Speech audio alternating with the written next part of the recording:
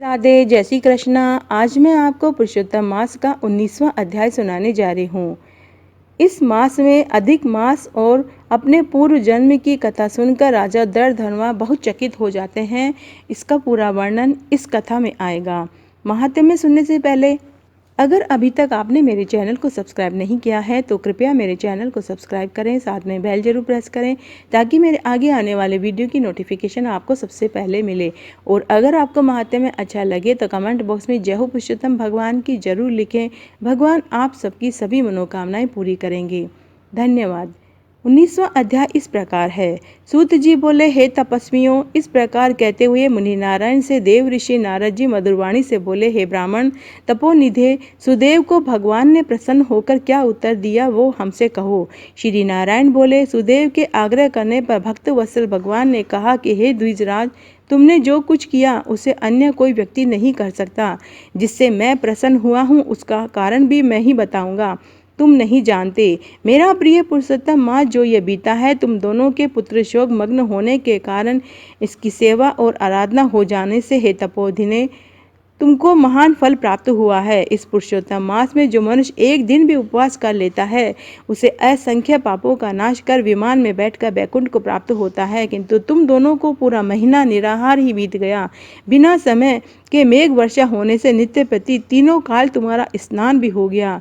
मेघ जल से स्नान कर लेने और अखंड उपवास हो जाने से जो पुत्र शोक रूपी सागर में डूबे रहने के कारण तुमको मालूम नहीं हुआ। इस प्रकार अनजाने में तुम्हारा पुरुषोत्तम मास का सेवन हो गया और तुम्हारी इस साधना की समानता कोई भी नहीं कर सकता। वेदों में जितने साधन वर्णन किए गए हैं वे सब तराजू के एक पलड़े में रखकर और दूसरे में पुरुषोत्तम मास को रखकर ब्रह्मा जी ने देवताओं के समक्ष तोला तो पुरुषोत्तम मास का पलड़ा भारी बैठा, साधन वाला पलड़ा हल्का हो गया।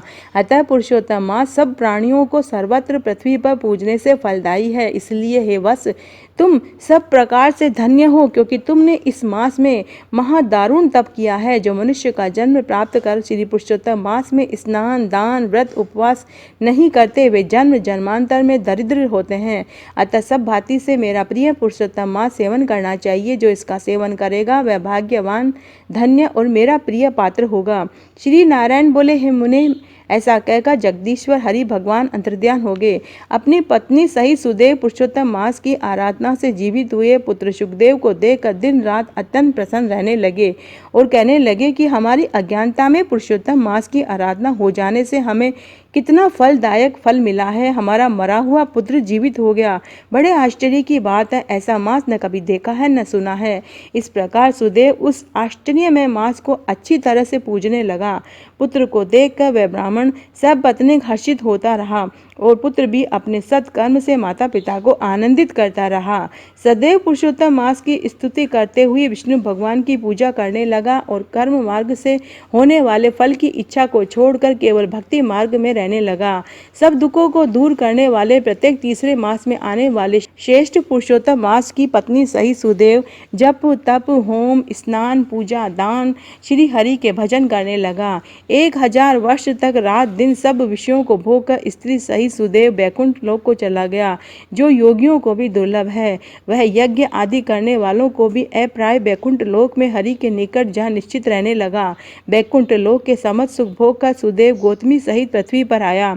वही सुदेव राजा दर्दधनवा नाम से तुम विख्यात हुए। हे राजन, तुम पुरुषोत्तम मास के प्रभाव से संपूर्ण भोगों को भोगने वाले हुए और यह तुम्हारी पूर्व जन्म की पतिव्रता पटरानी गौतमी है।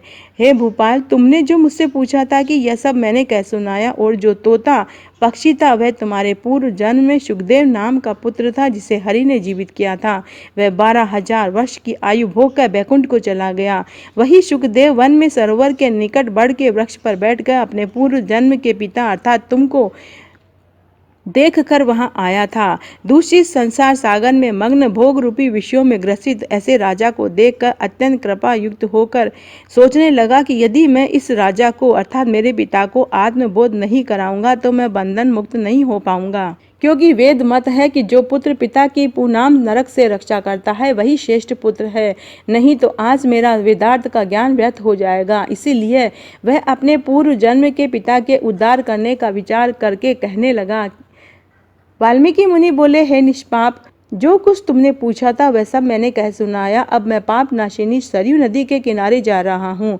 श्री नारायण बोले। इस प्रकार वाल्मीकि जी यशस्वी राजा दर्दनवा को पूर्व जन्म का चरित्र कहकर जाने लगे। तब वाल्मीकि मुनि को महाराज दर्दनवा ने नमस्कार किया और पुनः कहने लगे, तो आज मैंने आपको पुरुषोत्तम मास के महात्म्य का 19वां अध्याय सुनाया। अगर आपको यह पसंद आता है तो अपने दोस्तों और रिश्तेदारों में ज़्यादा से ज़्यादा शेयर करके पुण्य कमाएं। धन्यवाद।